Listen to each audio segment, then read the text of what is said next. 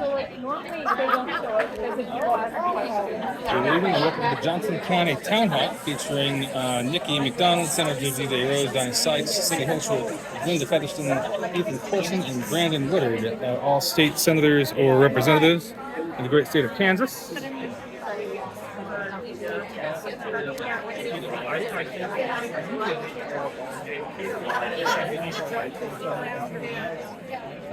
Let's see what they have to say. I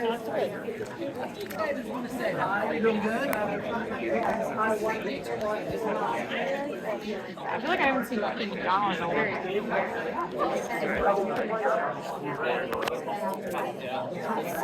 while. Maybe I haven't.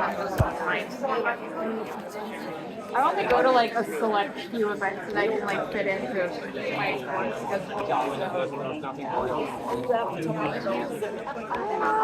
Not really. Not really, no. I'm lucky that a lot of effects right now are like very local. Because right now I'm doing a lot of KDOT work. So like Highway 69, you know, like that's not far.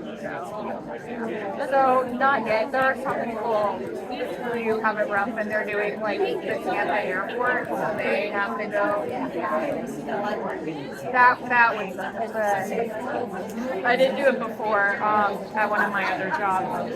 Like I'd be out of town Monday through Friday. It was week on, week off pretty much. So and that was not great. No, not great. Yeah. So right now I'm actually with my mom. Yeah, it's been nice. She doesn't charge me rent.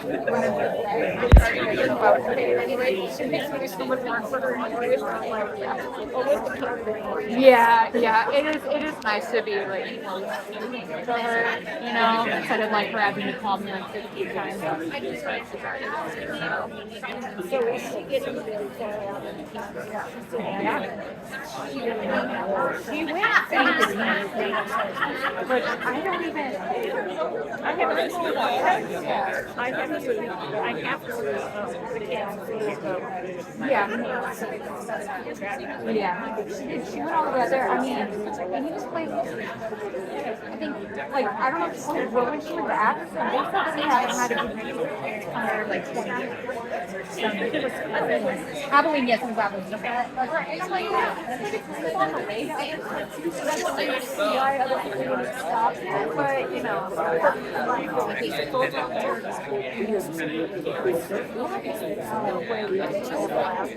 there's no way. Yeah. And no, even if he wasn't. It's just draining. A lot of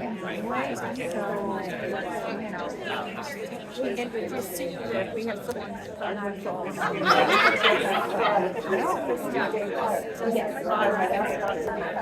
yes, I didn't know she was retired, but yeah. Oh, I don't know if that'll. I don't know when but and she probably if she worked for the USDA, it was probably just so oh, okay.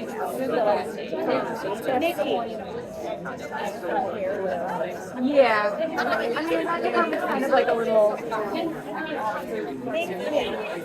Yeah, it's just kind of like a part of the government that.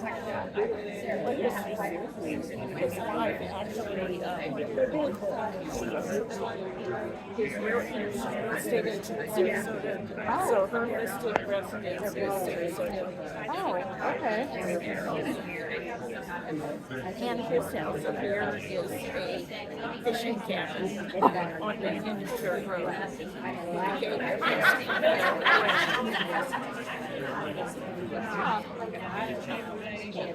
I imagine having a fishing cabin. Okay. Okay.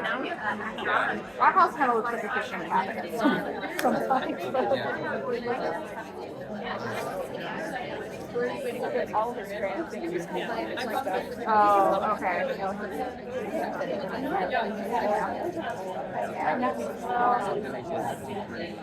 Hi, thank you all for your patience. We will get started soon. Thank you. Yes, please keep talking. I just wanted to give you a little update. All right. No, we're not waiting. Yeah, no, I got them all here. Let's set it 11 now. Do I look like Alex? Yeah. I just heard that. Because Kenny?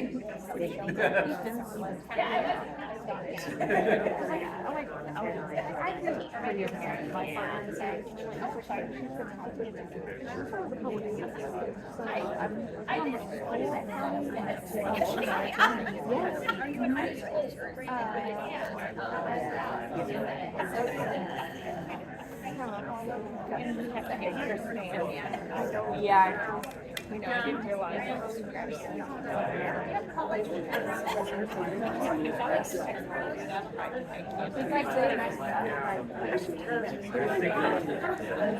That wasn't the first bad idea.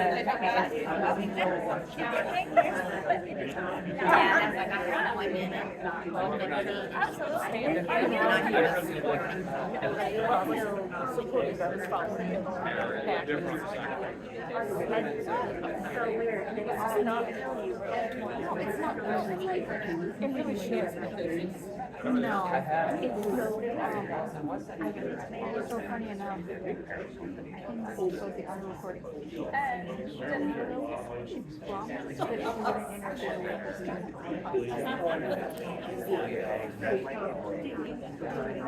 I told her.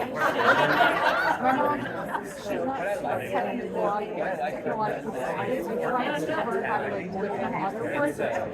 She should have that recording somewhere. We just need to find it, but she So it's like, you know,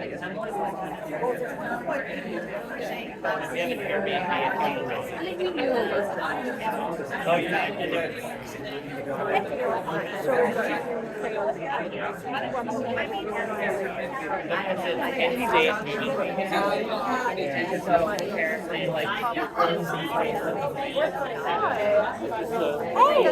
Hey, it is. Oh my gosh, you got the very front. They're the last ones to fill up. Everyone's afraid to sit in front. So, but she does have a lot of money coming in though. There you go. I don't know if she's popped it since then. She might have, but as of that day, it was her highest. No, I came in. People were kind of like, what? Yeah.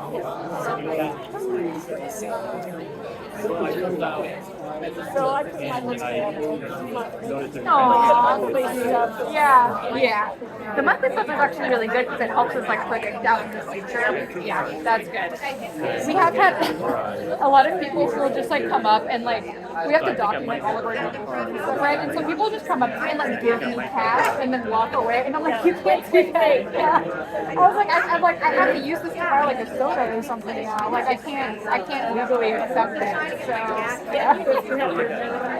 Yes. But if they like walk away and I can't chase them down, then no, I can't. So yeah, and you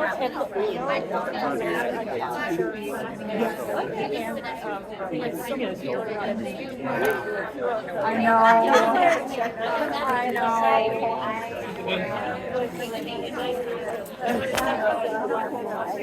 Okay, that's good. That's good. We're gonna get started here in about 5 minutes, guys. 5 minutes. So sorry for the delay. I really appreciate all of your guys' patience. Thank you so much.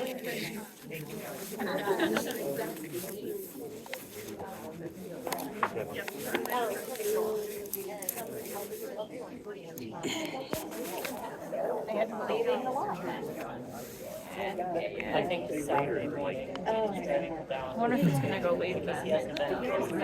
It's supposed to start at 6:15, Yeah. and now it's what, 6:30? Yeah. What's going on?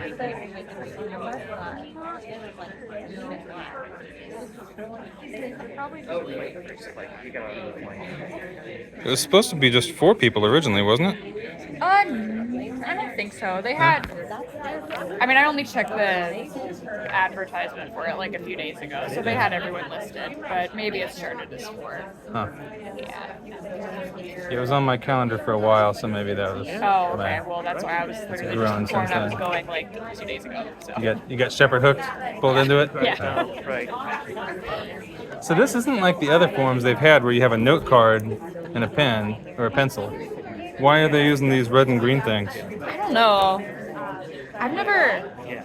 I've never been to a loud light town hall before, so I don't know. A lot of times they don't even do anything like that. They just. I mean, you can bring your own notepad and paper if you want, but. Yeah. Yeah. Well, I'm ready to take notes, but like in the League of Women's Voters ones, they would have like they collect questions from the audience Yes. and collate them and see like what stuff came up multiple times and then feed that up to the. So.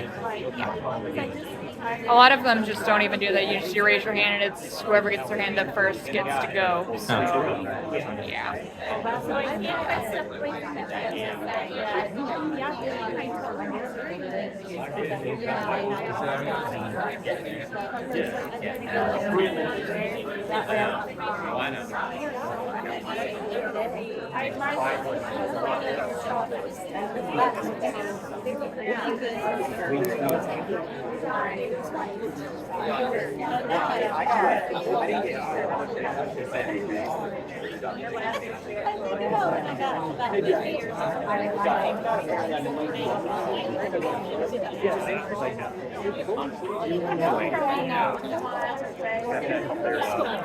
I thought we kind of awkward.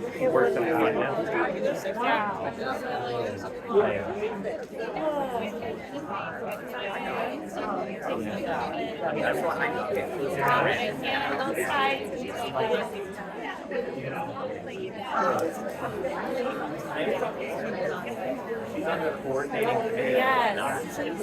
I know. I was so mad she was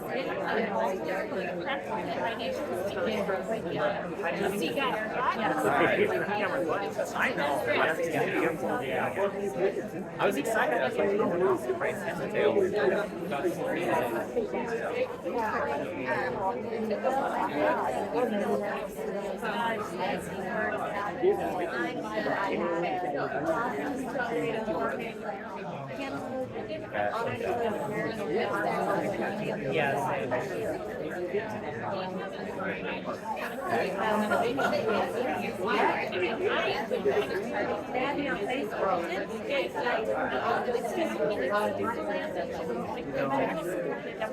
Nikki and I actually had a conversation about Facebook. I am trying to get rid of it. Hello, everyone, and welcome to the Johnson County Town Hall. How are we all doing tonight? Yay! Thank you all so much for coming, and thank you to our 7 elected officials that decided to join us this evening. Sorry, we're in the crowd. I feel so bad for calling you out there. So welcome everyone. So this is an event put on by Loud Light. Loud Light is a Kansas City area local nonprofit, nonpartisan civic action group that is focused on getting young people involved in politics and getting them civically engaged in their communities. So we have a little bit of an intro here with our moderators. I will be one of your moderators this evening. My name is Fiona, and our other moderator is Matthew, and he's going to lay some ground rules for this evening. So thank you. And since we want to make sure we hear what each elected official is saying, we want to ensure that they hear from you as well. We've provided little green and red cards in your chairs. If you like what you hear, hold up the green sign. If you don't like it, hold up the red. To make sure this space is as comfortable and inclusive for everyone as possible, we're going to have to ask you to leave if you heckle, use signs, or otherwise disrupt what should be a fun and informative conversation. Sound good?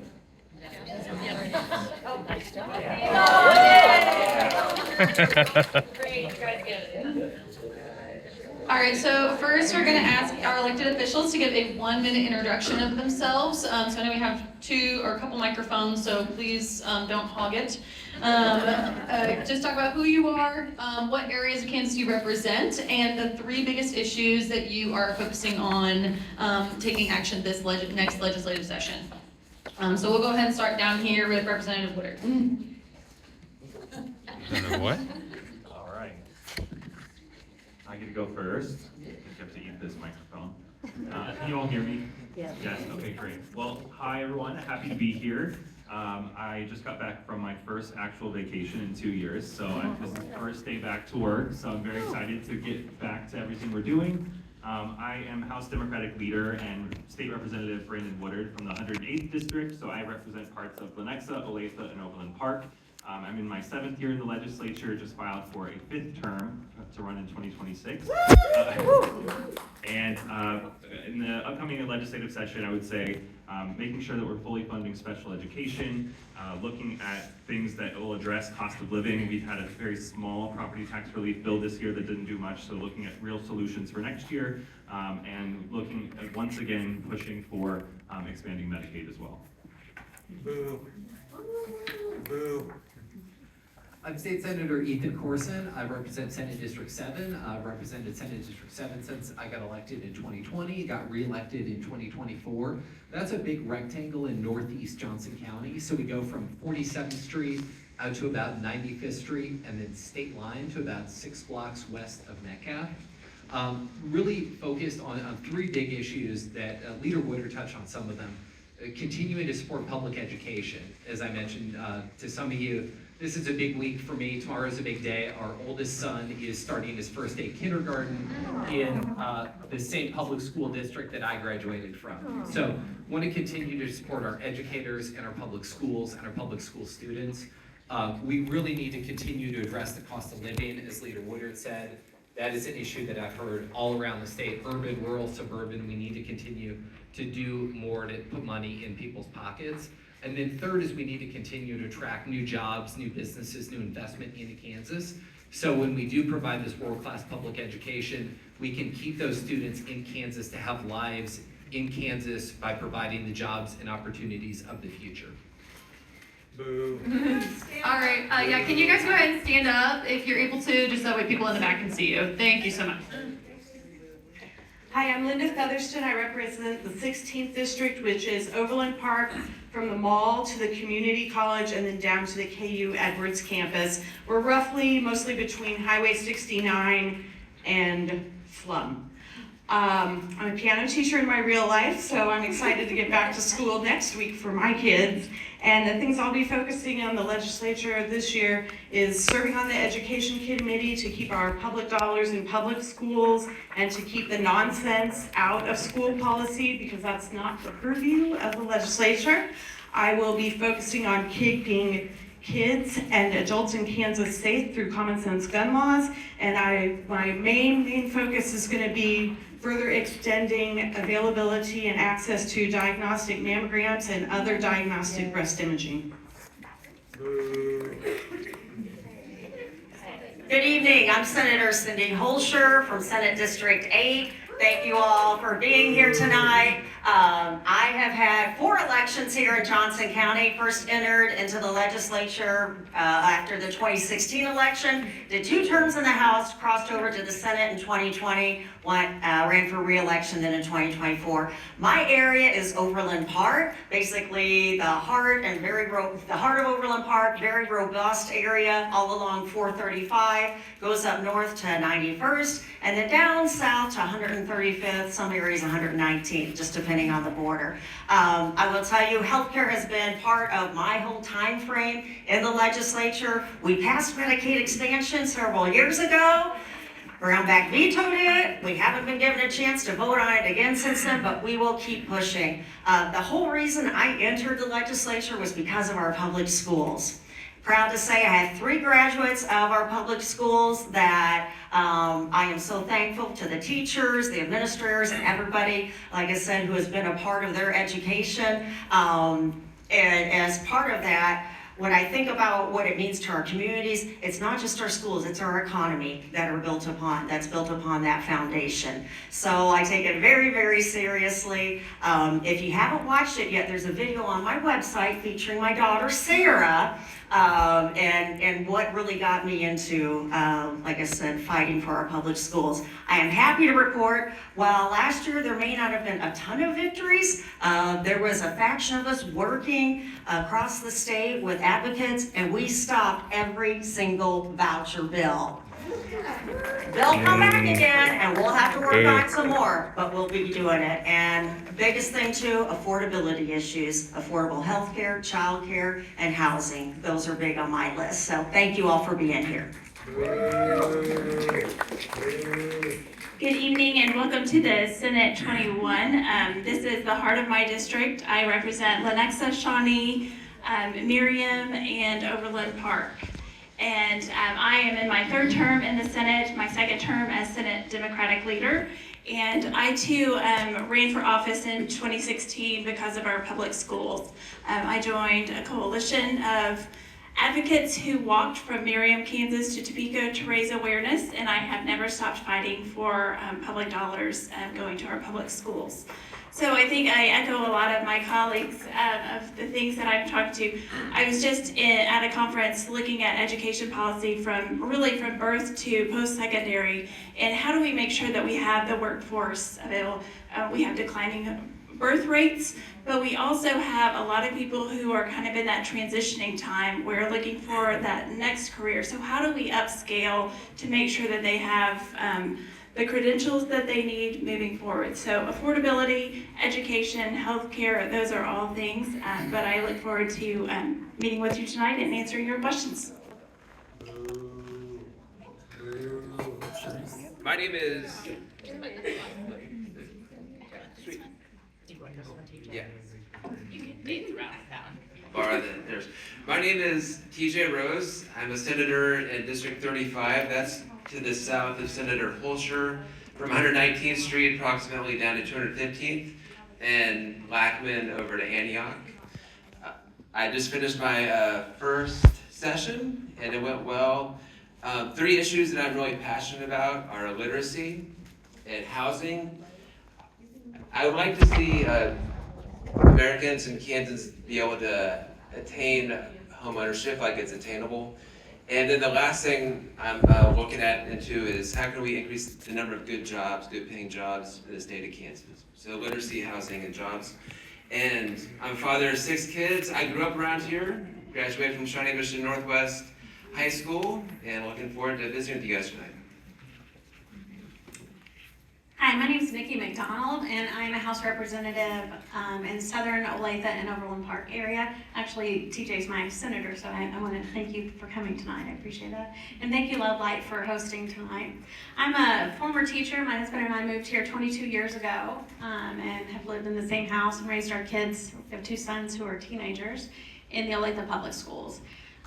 Public education advocacy has been kind of near and dear to my heart. Every time my kids would go to a new grade, I would notice that their class sizes got bigger and bigger under Brownback's regime, and teachers were doing more with less. So I was moved to do more than vote. Started to become a community organizer, started helping with campaigns, and before I knew it, my state rep stepped down and I had an opportunity to actually make education policy. So luckily the voters agreed and sent me back. My biggest issues are public education funding. I agree with TJ, we really have to work on our literacy. And I care a lot about healthcare, and this year I plan to do a little bit in the artificial intelligence realm. All right, thank you guys so much.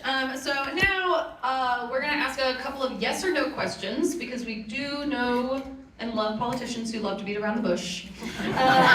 So we wanted to start out with just some yes or no questions about topics that Loud Light specifically loves to engage on. So we work especially with voting rights, with legalizing marijuana, we work with LGBTQ plus rights, we work with voting rights, immigration rights, stuff like that. So when we ask these questions, just say yes or no. You'll get the chance to elaborate, I promise. I promise we're gonna get a chance. So my first question, so based on these statistics that I'm about to give come from the most recent Kansas Speaks survey that Fort Hays State University did. So the first one I have is 69.5% of respondents agree that the state government should fund services for unhoused individuals. Would you vote to fund services for unhoused individuals? We'll start with left to right, just like we did. So just yes or no, and we'll just move on. Yes. Yes. Yes. Yes. Yes. This is very limiting. Yes. I told you to give a chance. Yes. I appreciate you sharing the microphone so effectively, everyone. We can even snake back this time.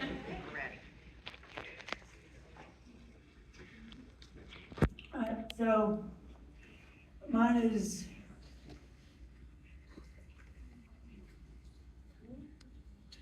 74.8% of respondents. 74.8% of respondents supported making private gun sales and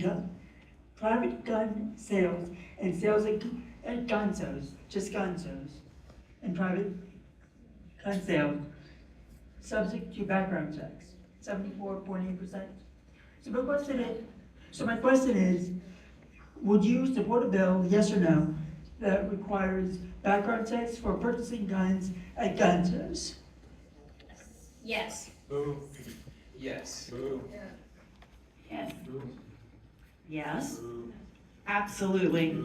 Yes.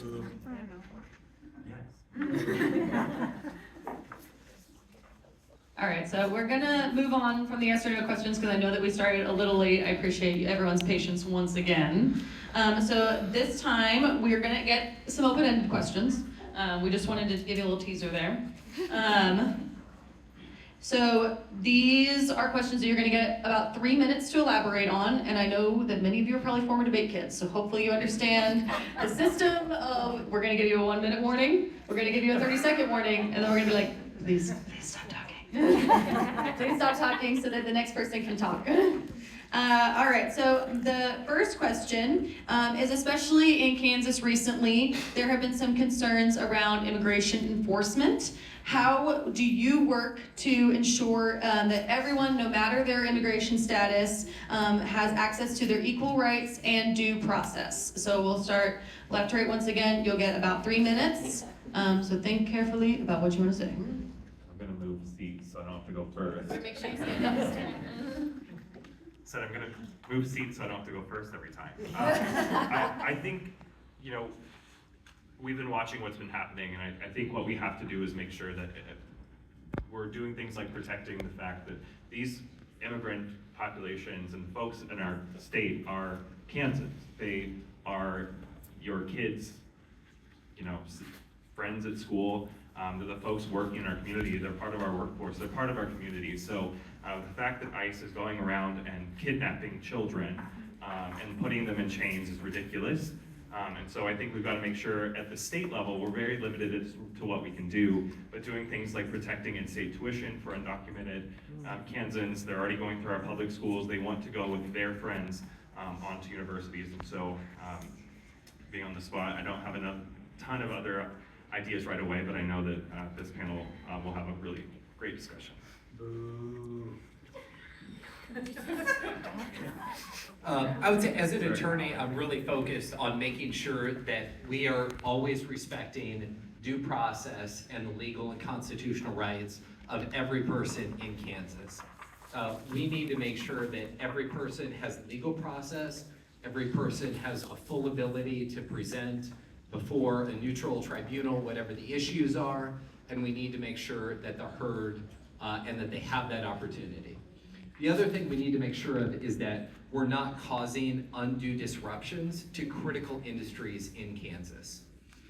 We have so many industries in Kansas that are dependent on having a robust workforce, and we want to make sure that our businesses, especially in the agricultural sector, are not facing undue disruptions. It is already a hard enough time currently to be a farmer in Kansas. We need to be doing more to support our farmers and our agricultural sector. We don't need to be unduly disrupting their business. So for me, it's about due process, it's about having a legal procedure for every single person in Kansas, and it's about making sure that our businesses are able to continue to thrive. Within my district, what I'm doing is I am keeping in touch with the Overland Park Police. We've heard from the sheriff, our school districts, to see what their policies are of how, will they be following the law that warrants are required to arrest people. That would be the thing I'm doing in the district, in addition to kind of worrying constantly about certain constituents who are here legally and documented, but have thick accents, and I'm worrying about them a lot. I do serve on the agriculture committee, so I had the opportunity to go tour area farms a couple weeks ago, and I could ask privately off the record, have you seen any reduction in your workforce? Are your workers concerned? And we did have a specialty crop producer say that yes, they were down 2 skilled workers out of their workforce of about 15. And so he, as the owner of the farm and the main producer, was having to pick up extra work. He was having to fill in all the holes. I feel like farmers work hard enough that they don't need to be out driving the tractor extra hours and doing all the extra things. They're already doing enough, and this is directly impacting his business. And we need to be doing what we can to support business in Kansas, and especially our agriculture producers.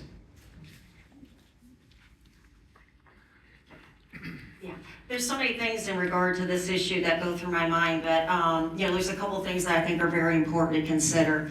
There are some laws on the federal level that really aren't put in force in terms of when we're talking about individuals being employed at places where they maybe aren't documented. And here's the thing, there are rules and there are laws in place where those corporations or the owners who are breaking the laws can be prosecuted.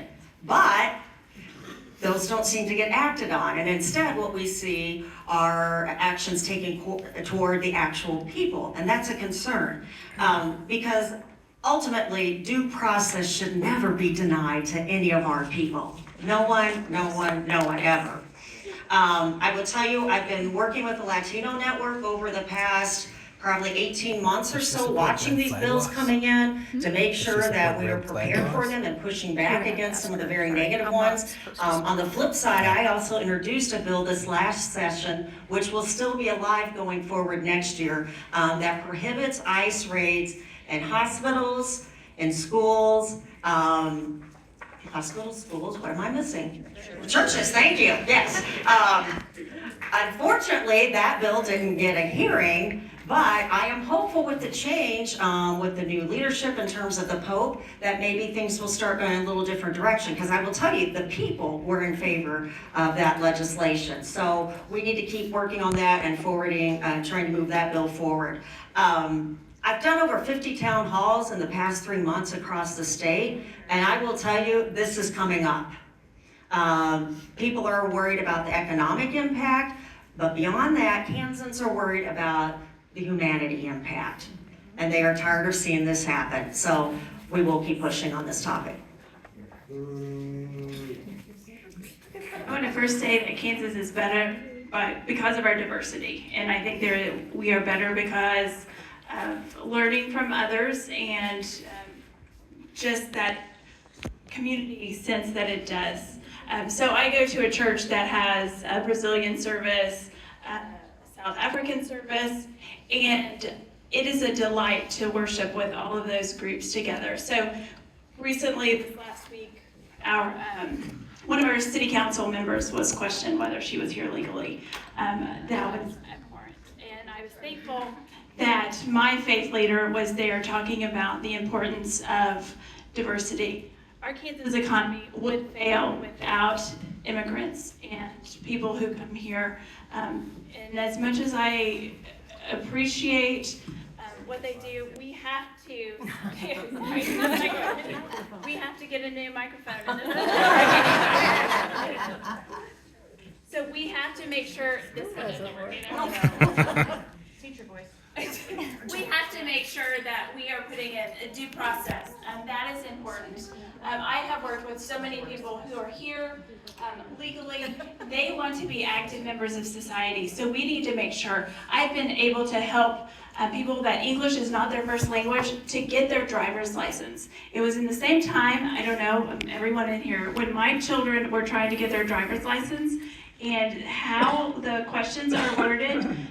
People who English is not their first language, they were able to get a dictionary and look word for word. It doesn't quite translate like that.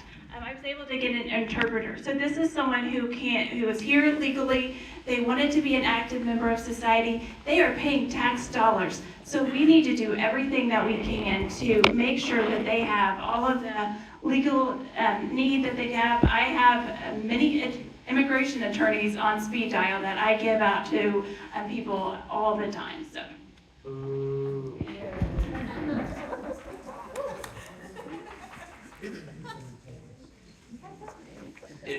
I'm of the mindset that for the last 30 years, our immigration system has not been good for a lot of different people. For 9 months, I taught school in Guatemala. I've seen the immigration system here from that side. And the trek for somebody from Mexico or Central America or wherever has not been safe. There have been many people who died trying to get here. Many women were raped trying to get here. Many women and children were trafficked trying to get here. And I don't think that's a good system. On this side, when somebody was able to make it across the border, some of the folks who are here illegally were not able to go back home, say to Mexico, to visit their loved ones for 7 years because they're afraid they wouldn't be able to get back in. And I think what President Trump and the Republican Party is trying to do is bring order to our immigration system. I always look for register Republican. I'm joking. I always look for win-win-win solutions. And what I hope the outcome of this situation is that when somebody wants to enter our country as an immigrant, that they can enter safely. And if somebody is in our country, that they're able to go home and visit loved ones. As far as labor, I think that the end result of what's going on will be that companies and businesses and farms are able to access their labor, and their labor will be here legally with a clear conscience, and hopefully we will all we'll be living in a safer, more compassionate America. So I don't really want to repeat what my colleagues have said here. I agree with some things more than others, but I think at the end of the day, we need to really ask ourselves, what problem are we trying to solve right now? And I would argue that there have been many opportunities that were missed on the federal level to actually change immigration policy, to make it work for everyone. And they have been derelict in their duties, quite frankly. On a state level, it's very frustrating as a legislator to not be able to do much about it. One thing that I personally have been working on is trying to help people understand the human aspects of where we are in society right now. We have so much vitriol. Maybe that's the point. Maybe the point of what they're doing is to cause more division. Seems to me like it's a lot of dehumanization. I taught English language learners for about half of my teaching career, and I have a heart for immigrants. My father was a first responder, and I'm very, very worried about the safety of our first responders because of the actions of the ICE officials right now and their leadership. I see a lot of laziness and bloat. I think they are throwing a lot of money at a problem. They have lowered their standards when it comes to law enforcement officers that they're hiring to do ICE. I've heard they're giving $50,000 signing bonuses and forgiving federal loans. You don't even have to be 21 anymore. What exactly is our goal, right? Like, what are we trying to do? As an elected official, I am fighting that creeping erosion of public trust. As an elected official, I want to make sure that we're listening, that we're doing everything we can to influence the happenings of this world. And when I feel sad and like I'm powerless, I remind myself I do have a seat at this table, and many of you don't. And I would really like to be the type of representative that listens and is problem-solving oriented, rather than feeding into this divisive rhetoric that dehumanizes other people. So you ask what I'm doing. I don't feel like my answer is very adequate, but I am trying to help people in the legislature understand the economic impacts, the human impacts, the fact that my neighbors, brown neighbors, people with an accent, they're living in fear. There's racial profiling happening right now, and it's not okay. And unless we all speak up, unless we try to be, we have to remove ourselves from being part of the problem, right? I don't want to dehumanize an ICE agent, right? Like, if somebody offered me $50,000 and to forgive my loans, I would say no, because but I mean, I am 51 years old and still paying on my student loans. I'm sorry, we have to stop. Thank you.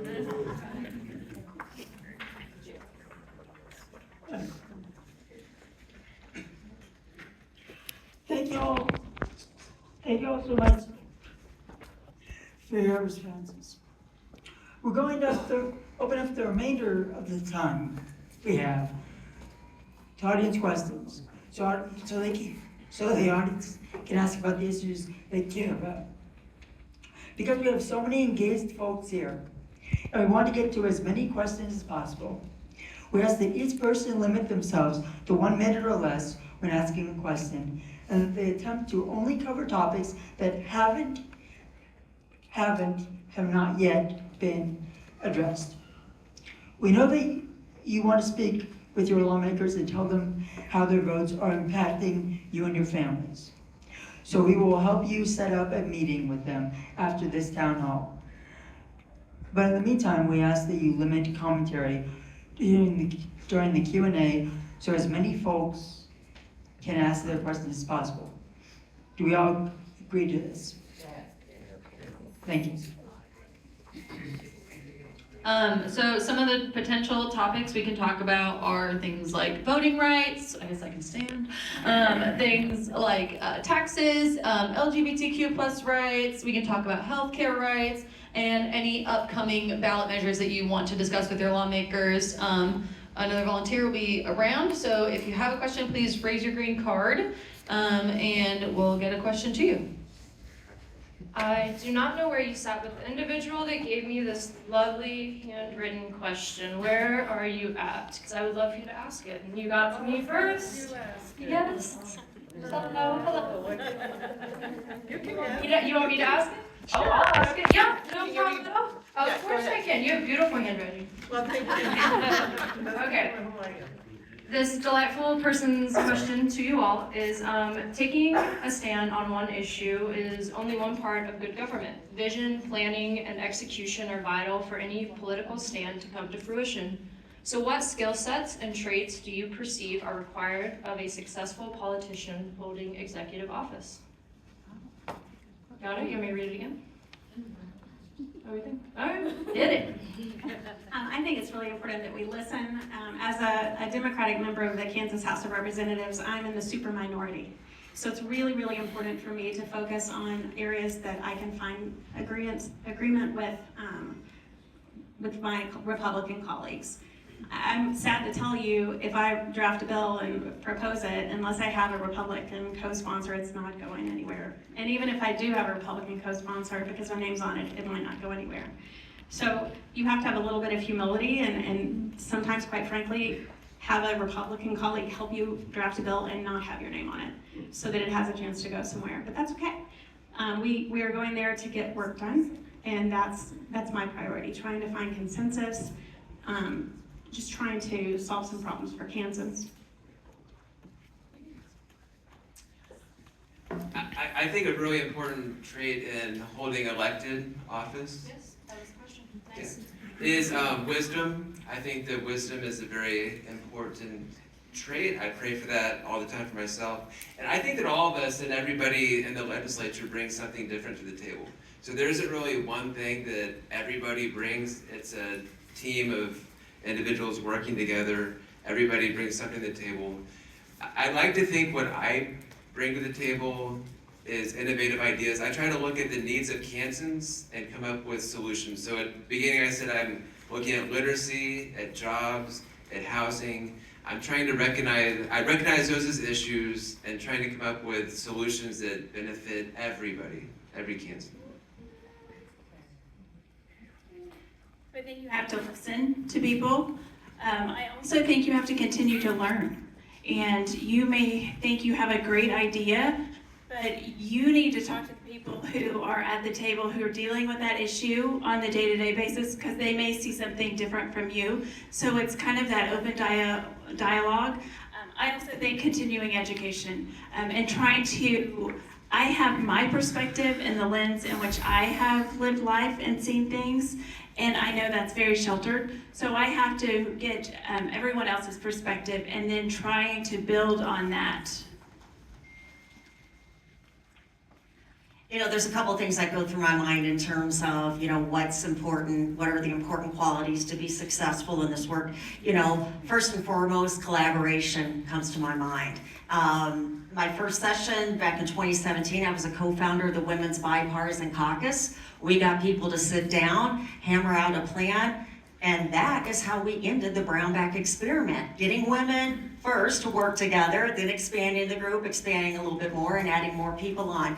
And you know, it's quite a feat when you look at it that way, because we had to have over a 2/3 majority to get enough people on board to end the experiment that was devastating to our state. So, you know, those things take a lot of time and effort. So I will tell you, persistence is important in that.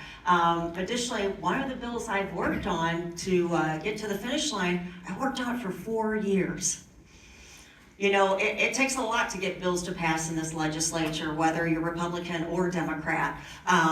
But sometimes it takes a long time to get some of those things to the finish line. And one of those was statute of limitations reform for victims and survivors of childhood sexual violence. When I first started working on that, it was a very small group that supported those efforts. Guess what? 4 years later, we passed it unanimously. So persistence and collaboration made a very big difference there. I will tell you, town halls and getting out and canvassing and talking to voters, that continues to be important, because I've watched people, once they get under that dome, I've watched them change. But when you get out and you're talking to the people and listening to their issues, I tell you what, you stay very grounded and you know what's important and you stay connected. Because I will tell you, the very best ideas and some of my own bill ideas that I've gotten to the finish line have come straight from the people. So that is so important. While I mentioned all those things, including collaboration, I will tell you this, I will collaborate on a lot of issues, but I will also draw the line on certain things. I will draw the line on taking away civil rights from people. I will draw the line on taking away voting rights, several issues like that. Again, I'll collaborate on a lot of different topics, but there are certain things too that we just have to push back on and fight against, and I will always do that. I think the first thing you need to be a servant to your district is to be involved in your community. Know your community and what and who they are. The next thing, I think it's important to be well-read and able to analyze things so you can make your own decisions and not just be the lackey of your leadership. I think it's important to be a servant leader. If you are in elected office to give yourself power, that's ridiculous. You should be there. Your power should come through serving others. And then I think you should have a clear moral compass that cannot be swayed or bullied or pressured by special interests, by outside pressures, or by promises of, if you do this for me, I'll do this for you. There's right and there's wrong, and that's where we need to stand. So I think a really important part for any legislator, especially if you're a member of my party, is to be able to build coalitions. Whenever I introduce a bill, my first thought is, how do I get at least 21 of my colleagues or 20 other of my colleagues plus myself to support this bill? And that includes oftentimes working with colleagues on whom 99% of issues I disagree with. But if we found an area of common ground and that can help me build my coalition to ultimately be effective and get legislation passed that I think will be beneficial for my community, I will always do that. The other thing that I think is really important is I was a baseball player through college, and one of the things that I always learned is that after the game is over, you line up and you shake hands. You compete as hard as you can during the game, but we really need to avoid personalizing politics and making it seem like if somebody has a disagreement with me, they're a bad person, or they're stupid, or they're ignorant. I mean, I think we need to understand and respect that people come from, one of the beautiful things about the legislature is we have members from all across the state. People have very different life experiences, they have very different family experiences, they have very different educational experiences, they have very different career experiences. And so it's just natural that we're all not always going to all feel the same about a particular issue. And I think we need to come to a place where we're understanding that that's okay and that we can still work together. Another thing that I've really done is try to focus on areas of agreement. I worked with one of the most conservative members of the Kansas Senate, who we would find very few other issues that we agree on, but we both had a passion for helping veterans in Kansas. And so it took us a number of years, but we were able to finally pass a bill that takes sales tax off of 100% disabled veterans all across Kansas. I was also able to work on, for a number of years, on a bill that helped freeze property taxes for certain of our fixed income seniors. And that only happened by working with folks who, on many issues I largely disagreed, but on those issues we found common ground. I also feel like it's important to be accessible to constituents. I've had 56 consecutive monthly town halls that are open to anybody regardless of party. I send out a weekly newsletter so everybody in the community can know that how I voted on a particular issue, whether they agree with it or not. And I've always tried to make myself available to constituents to get their advice, their thoughts, their input on bills and other things. I would say ditto to so much of what we've heard. I think you're hearing themes of collaboration, right? Our job is to, especially for those of us in the super minority, and now as the leader of the super minority, figuring out ways that we can work with folks on the other side of the aisle, whether that is coming up with 5 Republicans that will vote with us to sustain Governor Kelly's vetoes, or it is building a coalition to find 26 other Republicans to get to that 63 vote threshold that it requires. I'm very proud of the work that we've done in the Kansas Future Caucus. That is a statewide network of young elected officials, millennial and Gen Z lawmakers 45 and under. When I first started, I think there were maybe 8 of us, and now there are about 40. We're nationally recognized for the work that we do, and I think a lot of that is because after we find it out on the floor, we truly do go sit together at dinner and at receptions and hear each other's stories and learn about what motivates them. And I get that chance to say, hey, help me understand why you think the way that you do, or you voted the way that you did. My first term, I just wrote off one of the most conservative members of the House and the most anti-LGBT member of the House's voting record, who sat behind me, but one day we were on a vote-a-rama where it's just vote after vote after vote, and he was voting against everything. And I turned around and said, damn, does your green button work? And that started, he cracked up, that started a conversation, and then he became one of our lead negotiators on the Republican side for medical marijuana. And so the last term I was ranking on the elections committee.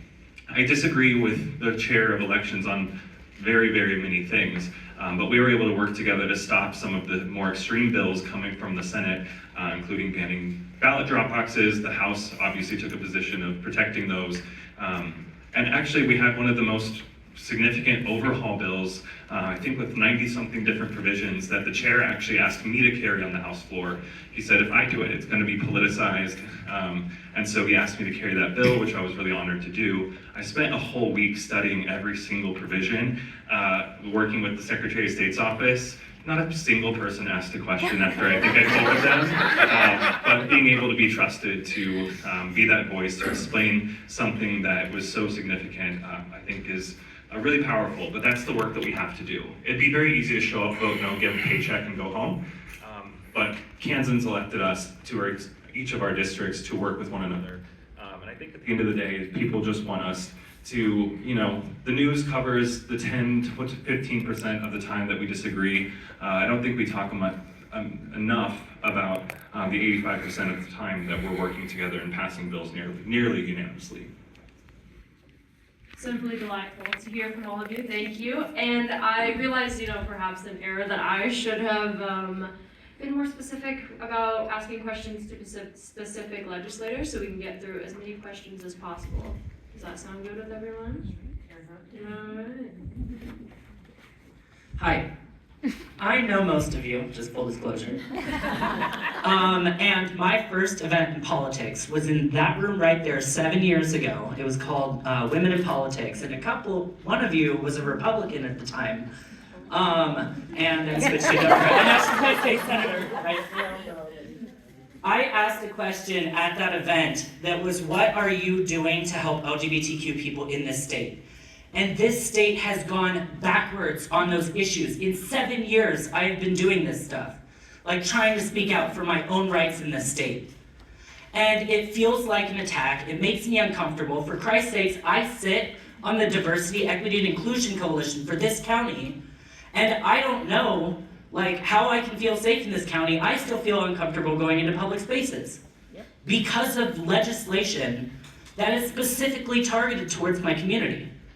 So I know that there's one Republican on the board. I want to give you the chance to address it, because my question to you is, how do you make people like me feel comfortable? And then maybe one other Democrat, what do you all do to work with the Republicans across the aisle to get them to stop attacking us? Because clearly something's not working.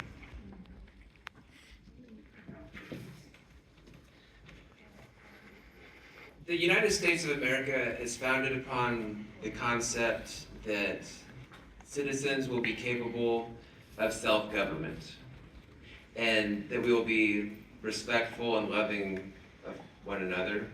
And I'm sorry that you don't feel safe. As a Republican, I'm very intent on defending the constitutional rights of all citizens.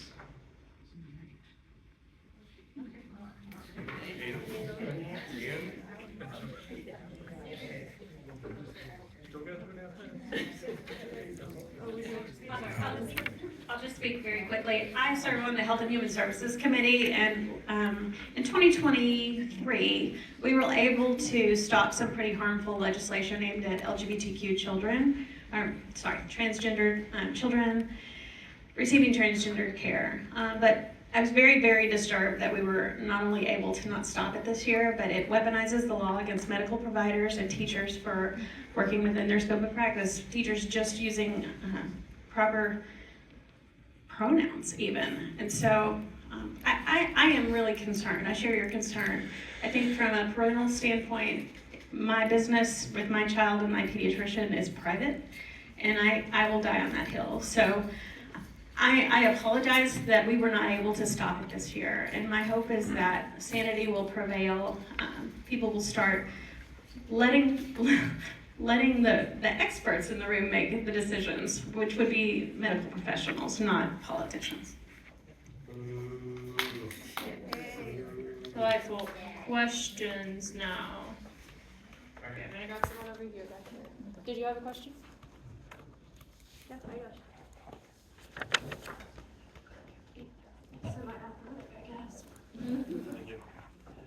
Thank you guys all for being here. This is really awesome. This is for whomever wants to answer, really. My wife and I have a beautiful 1-year-old daughter, and something that we didn't fully expect when we had a baby is how expensive childcare is. And that has become a huge part of why I'm here, honestly, because it is not sustainable to spend up to $20,000 a year caring for a child if both parents have to work or want to work. So I guess the question would be, what are you guys doing, or what can you do to improve the affordability of childcare. Thank you. We'll take two of you, so decide amongst yourselves. This past session, this is an example of bipartisan agreement. We passed early childhood education. The negotiation was the Republicans got an individual can watch up to 4 kids in his or her house without licensing and that kind of thing. So that's why I voted for the bill, because it increases the supply of childcare workers, which should bring down the cost. The Democrats, and including the governor, got the early childhood center. And so we did work on that, and I think we're all hoping that it brings down the cost as it's implemented. So I've been working on this issue since 2016. The Minnesota Federal Reserve was actually doing a study on this. So depending on who you're looking at, $1 invested could be $7 or $16. So I also served on the Kansas Children's Cabinet. And so we were looking at how do we help make sure that providers have access. I think with the Office of Early Childhood, we're going to get rid of a lot of that bureaucracy, so that if you're a parent looking for a provider, you're able to do that. But if you're a provider trying to do, we're going to help with some of those wraparound, because currently Department of Ed had some of this regulations, Health and Environment had some of it. One of the things that is asinine that I will be working on this session, if you have a provider in a school, that was currently, it had different people had to do to make sure the facility was appropriate for children. So from 8 to 3 o'clock, children could be in that position, but then at 3:30, when they were doing after school care, it had a whole different set of regulations, and so it wasn't worthy of that. So we've got to streamline some of this, but I would be happy to. I also think the fact that, you know, I stayed at home when my kids, because I couldn't afford to work outside of the home, I was able to pass tax credits for businesses. There are 0 businesses currently in Kansas that are taking advantage of this. So if you talk to your employer, they can offer kind of an HSA and give you money to help offset the cost of that, and they're not taking advantage of it. So we do need workers to push on their employers to know that that is happening. And there was something else that now I've forgotten. Very passionate about this.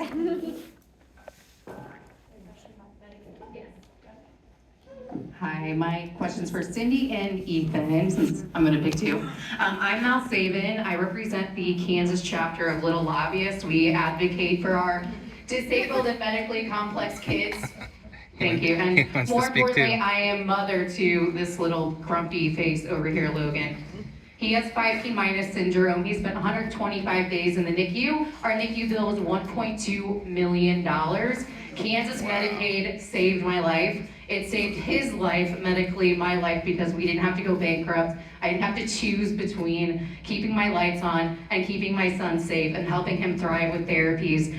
And so with the OBBA being passed, but as well as 1.5%, which equates to $50 million in state cuts, this is going to be devastating in terms of Medicaid. So not only are we not expanding, we are regressing. And we know from CanCare that 3 of the waiver programs, including the TA waiver, which my son is under, are now creating waitlist mitigation groups. So if we're not facing cuts, why are we doing that? And what we know is that when our people and our vulnerable kids and their medical supplies can't be covered by the families, either they are confined to hospital beds or they're in institutions. So by the time those cuts come through, it'll be too late. What can you guys do now before the midterms to make sure that our most vulnerable kids aren't being left behind? Thank you.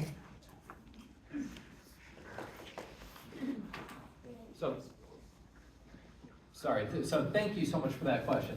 That is probably one of the most important issues facing Kansas right now. 1/3 of children born in Kansas are to parents who are on Medicaid. 2/3 of Kansans who are in nursing homes that coverage is paid for by Medicaid. There are 13,000 Kansans who are at risk of losing their health care coverage because of this federal legislation. It is wrong. I opposed it I think as a state, we really need to think now about what we can do to backstop and to provide as much of a buffer as we can to families like yours and other families around Kansas who still need services and they still need help. And one of the things I've tried to express to my colleagues, I said this at my last town hall, is just because you make a cut in something doesn't mean that the need for it goes away. There are still people who need that care. There are still people who need services. So you can just say that you're gonna cut something, but that doesn't mean that there's still not vulnerable Kansans who need those services. I'm also incredibly worried about what's going to happen to our rural healthcare system under this legislation, about the number of hospitals that are gonna close. So I think what we need to do, and look, if I was a president of the Senate, what I would do is I would convene a special committee to look at what could the legislature do to try to backfill these federal cuts so we're providing as many of those services are continuing as possible. Because we're gonna lose rural hospitals, people are gonna lose their coverage, folks in nursing homes are gonna be affected, folks with young families are gonna be affected. These rural hospitals in many communities across Kansas are the largest employers for many of these cities. It is the hospitals and it is the schools that is keeping these towns alive. And this federal legislation is really aimed at really devastating the healthcare delivery system in rural Kansas. So I am sorry for the cuts that are happening for you and your family. It's wrong, and I think the legislature owes it to every single Kansan to do as much as we can to mitigate those devastating consequences. Thank you for the question in terms of Medicaid expansion. As mentioned earlier, my first term, I worked across the aisle collaborating with Republicans and getting Democrats on board to pass Medicaid expansion. And we did pass it in both the House and the Senate. Unfortunately, Brownback vetoed it. I think we fell 2 votes short of overriding it. And since then, we haven't been allowed a complete vote in both chambers on the topic. I did start doing something last year because I think all of us as legislators, you know, we know that hearings aren't being allowed and votes aren't being allowed by legislative leadership on the topic. But I don't know that people in general know that. So last year I started doing something in session or in committee. I'm on the healthcare committee, and every day I just asked, when are we having a hearing on Medicaid expansion? Because I want them to have to answer to it versus just us accepting or knowing that they aren't going to grant a hearing. So I kept asking that question of the committee chair, if not every day, every other day, or whenever we met, when are we having a hearing? When are we having a vote on Medicaid expansion? I don't know if it's because of those efforts, but we did end up getting, quote, informational hearings. We weren't allowed to vote, but we have to keep asking those questions and have to keep assigning that accountability when leadership is preventing things from moving forward. We are going to have to invest on the state level on some of these programs because you should not be put in the position of having to choose healthcare for your child or groceries or other important services and things that you need. So we have to look at that. I will tell you this, I have some hope in the regard that as I've gone across the state, again, I think I've done like 45 or 50 town halls in the past 3 months, all across Kansas.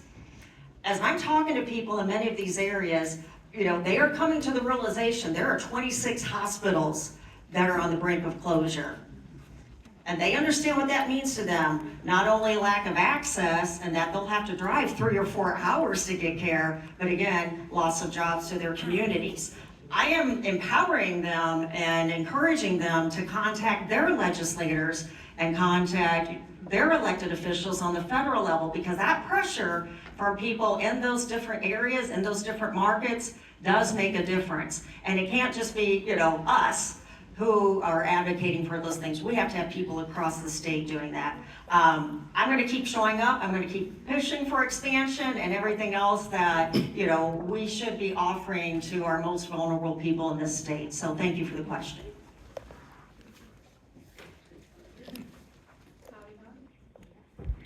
Thank you so much for being here. My question is about gerrymandering, and let me give you a little context. We made progress for many years with independent, fair redistricting with regard to the gerrymandering issue. Now, one of the things that has happened, obviously, in the last few months is that has been hijacked. Now, what would it take? My question to you is, I think the majority of Kansans would like to see fair, honest, independent redistricting, nonpartisan. So what would it take to get someone on both sides of the aisle to sponsor that bill and get a hearing? Come on, TJ, come on, come on. Also, hey, I just want to keep in mind real fast that we did say the Q&A would be done at 7:30. It is currently 7:27. So if we could maybe get one answer, another I'll be question. super fast. So Okay, we yeah, have please. introduced this bill. I think Senator Corson was the last to do it. So Republicans do not want to do this because they are in the majority and it takes away their power. Again, we will continue to do that. It's the same thing with ranked choice voting. It's a disruptor, and so they don't like disruptor because it's going to take away the power from whomever is in charge. So we will continue to do that. Again, even if we try to do a ballot initiative, it takes 2/3. So we have to continue, and I think the biggest thing is trying to get people to go to vote in elections. I was unopposed in my election last year, and I had over 26,000 votes. Some of our other districts where there's not an election really, they have 5,000 in a Senate district. We need to make sure that people are turning out to vote. Right. Don't worry, I'm very loud. So I know that there are so many engaged individuals in this audience right now, and I thank you all so much for coming. I really apologize for us having to start late this evening. However, we do have the room until 8. So this is your opportunity to mingle. And if you haven't signed in already with Loud Light, please do so now, because then we're going to give you the opportunity to set up meetings with these individuals, especially if they're in your district. So we'll be sending out an email, and you can go, boop, boop, boop. I would love to talk to Brennan, and that would be great.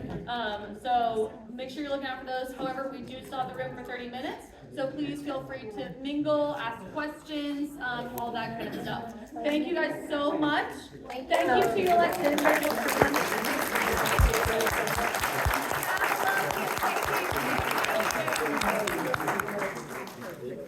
What do we do with these? People, will you turn them in at the table on your way out? Thank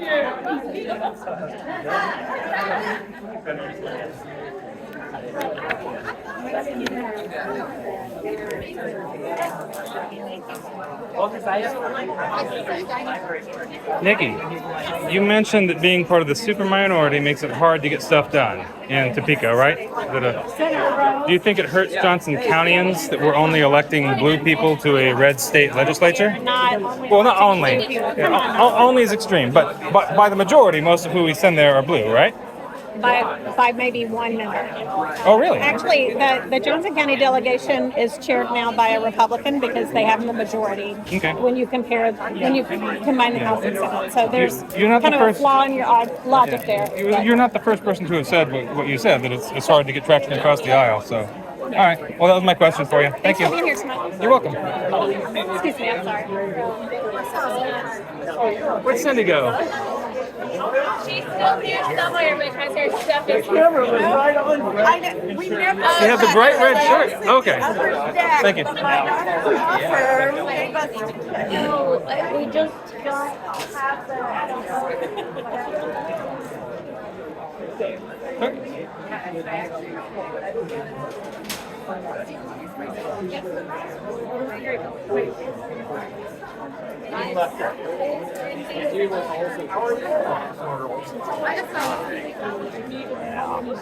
Oh, yeah.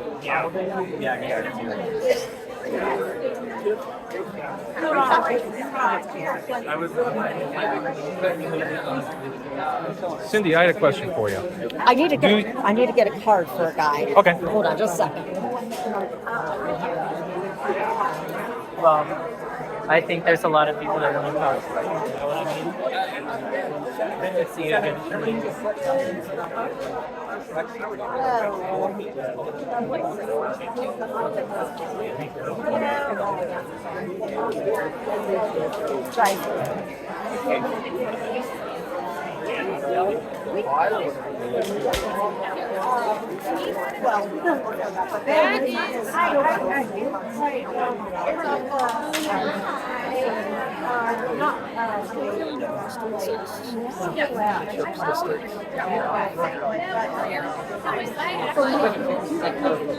I don't know how it is. The voicemail is doesn't it? It turns on. Oh, yeah. It's a very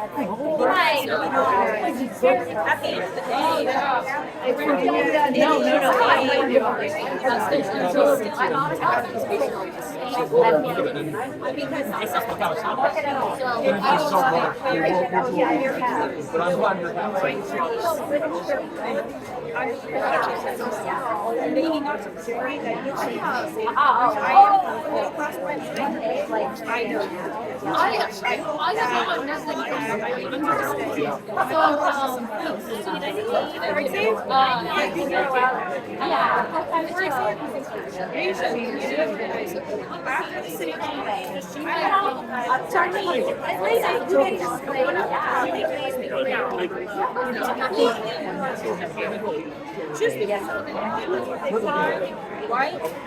If you piss me off, I don't care. She's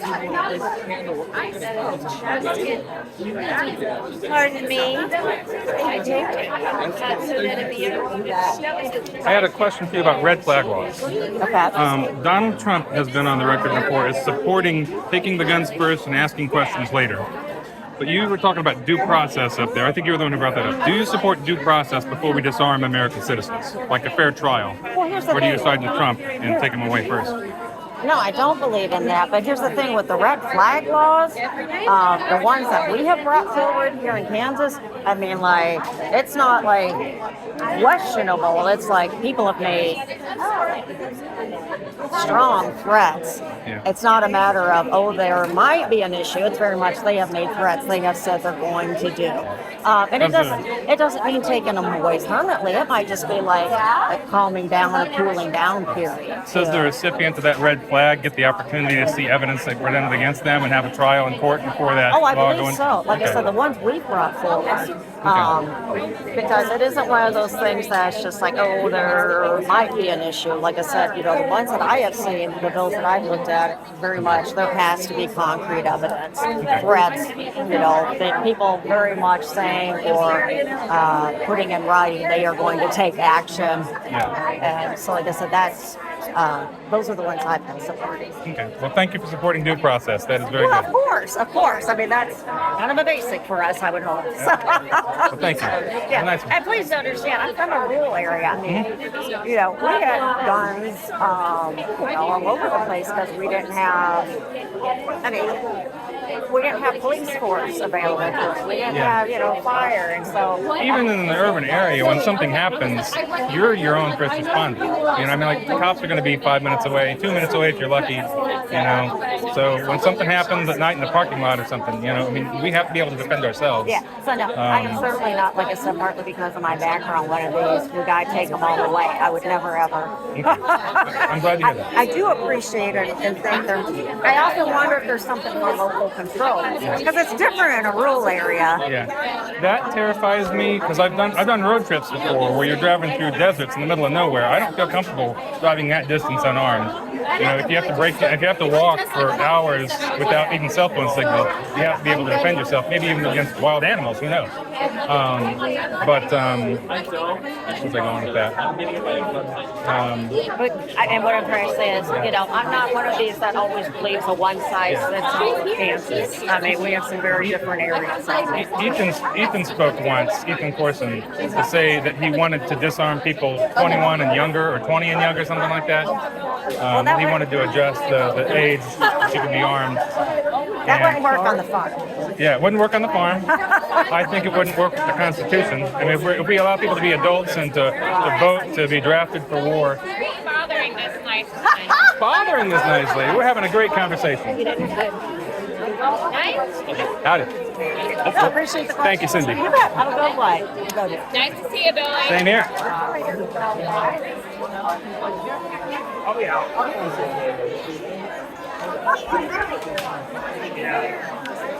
All right. Yeah. Take care. And then now.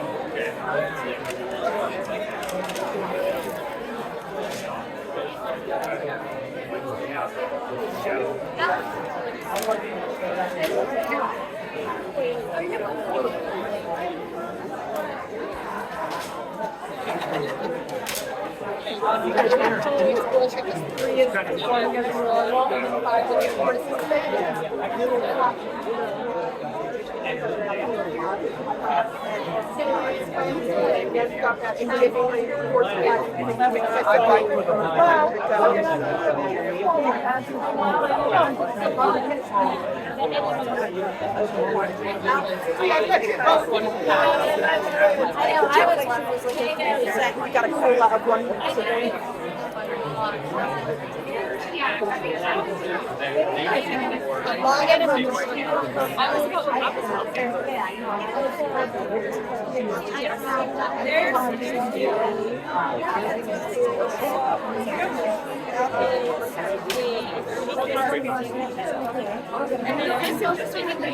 I think so. I don't know. Thank you for hosting this. Oh, well, hey, I'm just a volunteer. I think it went pretty well. Oh, thank you. I wanted to comment from where I was sitting in the room several times while they were trying to speak. Yeah. I was hearing some ladies chattering in the back. I think they were following the guy around that had the sign. Yeah. It was very distracting. Yes. If they could not speak while the speakers are speaking, I would appreciate that. I wish we could have stopped him from speaking. I Really? think was the main thing. He would just it would be silent, and then he would just say something a little inflammatory. Oh, he must have been talking really low. Yeah, well, I he's didn't got a low hear. voice and higher Okay. voices. So I appreciate the feedback, though, and I'll make sure I I'll think pass it on. we should always let the speakers have the floor when it's their turn. Yeah, of course, Yeah. Thank you so much. Yeah, of course. Thank you for coming. I appreciate it.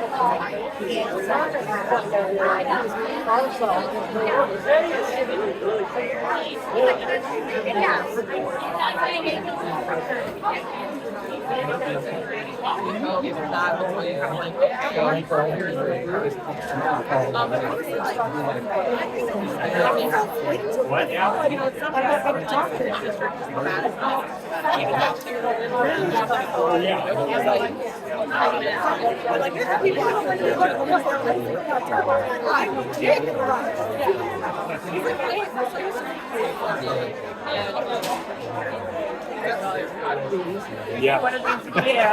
And I can. So yeah, senior visited by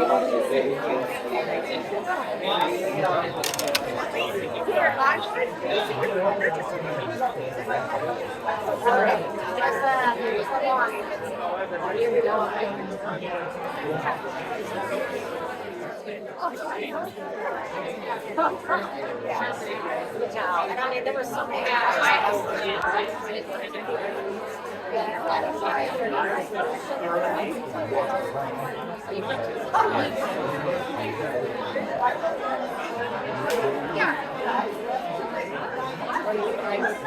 Seems like we passed things out.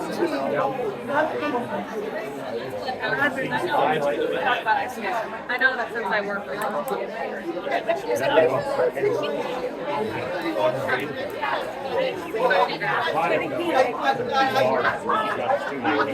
There is a weird smell over here. And this Weird smell? have you smelled that? It's like a chemical burning smell or something. I do smell it. You smell it too? Yeah, I was like, what the hell? It's only in this spot. It's like smoke.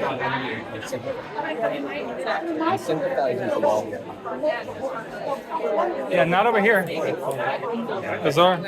You might, if somebody has like a vape or a battery in that backpack, I have a laptop in there. you might check to make sure it's not on. I've done that before, and it burns up inside of a bag and it hurts the laptop. Is it hot? No, not at all. It's not on. Okay. Yeah, it smells like a barbecue. You smell, yeah. It smells like a lithium battery is what it smells like. Oh, really? I mean, I've seen one go off before. I've been smoking my meat to lithium. Yeah, it's very embarrassing. So I just wanted to say something in case it was overheating or something Yeah, in no, there. I don't think so. All right. I don't know. Bless you guys. Have a nice night. Yeah, you too. I said, thank you so much.